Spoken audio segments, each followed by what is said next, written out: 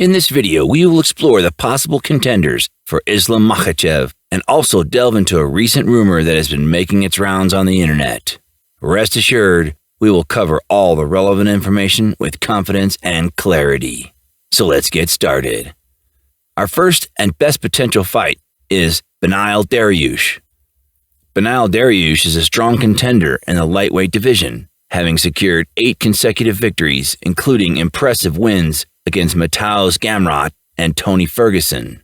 I don't see a weakness in my game. I can wrestle with you. I can do jiu-jitsu with you. I can strike with you. And it doesn't matter who you are and which one is your strength. I think as far as Makhachev goes, we can wrestle if we need to wrestle. No problem. If it's striking, we can strike. And obviously his striking is looking really crisp.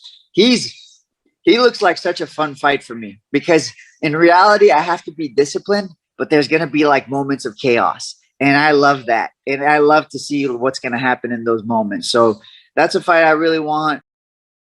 Despite widespread calls for him to receive a title shot, however, it seems that this may not be the case following Dariush's recent discussions with UFC President Dana White and the matchmakers.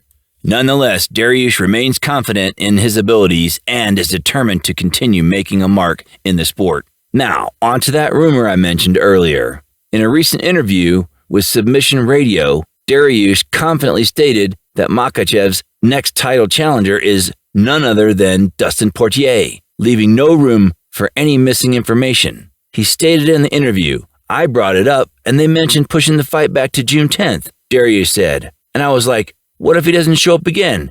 And I said, why don't I face Makhachev in July or August, or even earlier if he's available? And they told me it has to be on the October card. And they said Dustin Poirier is the #1 contender and that he's ahead of me." Should Dariush's statement hold true, it seems likely that Poirier will have his third opportunity to compete for the light heavyweight championship in just 4 years.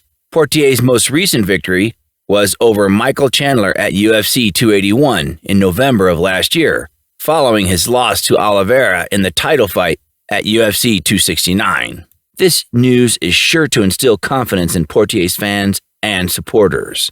Nah, I'm not really interested that much on any of these guys anymore.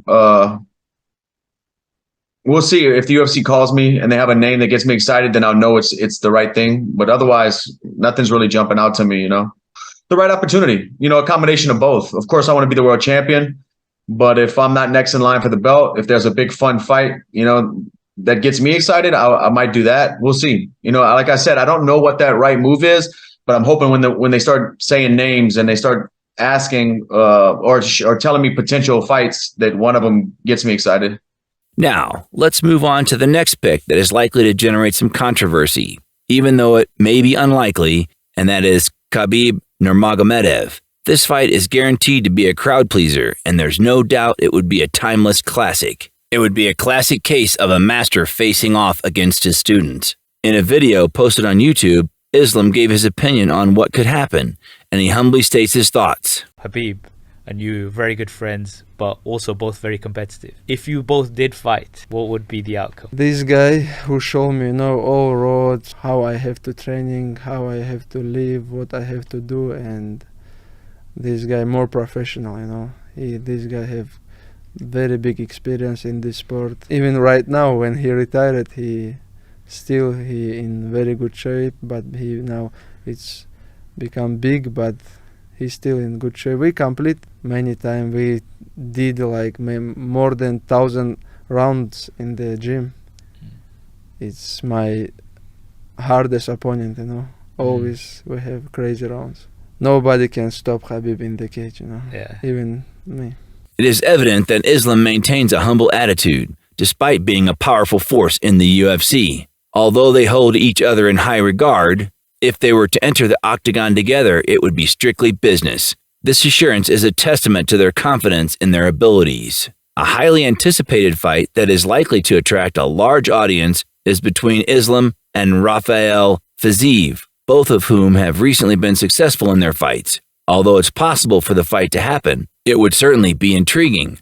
Rafael has expressed multiple times that Islam is highly skilled in ground fighting. He's aware of how Islam utilizes this technique. In a separate interview, a reporter asked about the potential match, If Islam is still the champion when you fight for the belt, how do you think you would match up against him? If it happened like that, I would just do it in the same way I always do. I would just have to stop takedowns and do what I love to do going forward and punch. Although the plan of moving forward and striking may seem like a typical strategy, it's not easy to implement. However, it should be noted that both Rafael and Islam are formidable opponents with unique strengths. Rafael is known for his devastating stand-up game, powerful punches, fluid combinations, and powerful kicks, while Islam has demonstrated his ability to handle himself in the ring with his strong ground game and variety of takedowns, both fighters possessing potent weapons in their arsenal. The outcome of the fight is uncertain. So he's the man, you think Makhachev is the fighter that you need to beat, most likely, to win the belt? Because he will be the champion. I'm not thinking about belt, really. Like inside, like I never tell this, but inside, I not think about belt. I think only about Makhachev, because he's like, his wrestling is real good, you know, and he know how to use this and when use this, and also his striking is not shit. His striking is good also. He feel good, and yeah, I think he next champ. Ultimately, the winner will be determined by who can execute their plan and maintain it throughout the bout. Overall, it's a challenging fight, but I'm confident that this fight surely won't disappoint. Justin Gaethje's recent victory over Fiziev has put him in contention for a title shot, and there's no doubt that he deserves it. During his fight with Fiziev, he demonstrated an impressive ability to finish fights in a grand manner. Gaethje is renowned for his robust wrestling background, potent striking skills, and controlled brawling style. His intense leg kicks are capable of overpowering even the toughest opponents. It's worth noting that Gaethje is one of the toughest fighters out there, and he never backs down from a challenge. In short, Gaethje is a confident and formidable force to be reckoned with in the world of MMA overall. Hey, now, fans want to know, you always put on a show. When are you next at the Octagon? Not sure.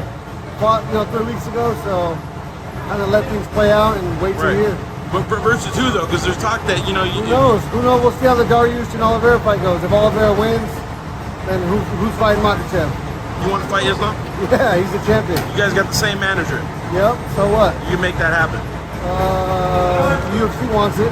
Right. None of these fights would be a bad idea, but as we all know, there's 2 rules when it comes to possible fights. Rule 1, never underestimate who it could be, with injuries and possible other factors at play being very common in the UFC. There's always a chance at big matchups being changed. Another rule is never say never. Anything is possible in the UFC. And that wraps up today's video. Let us know in the comments who you think Islam Makhachev should fight next. As always, drop us a line and subscribe with post notifications so you don't miss our next video.